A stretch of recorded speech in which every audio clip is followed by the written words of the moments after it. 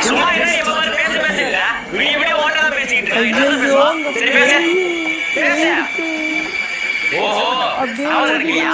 ஆ, பேசு. பேசு. என்ன அமைதியா இருக்கா? பேசு. ஐயோ, பேய். போடி, கொஞ்சம்.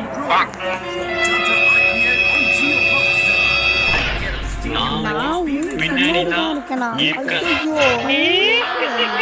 ஐயோ பேய்டா பேய் திரும்பாத அப்படியே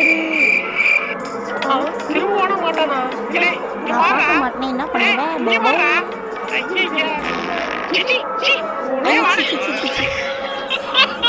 காலையிலே அடிச்சு திரும்பவே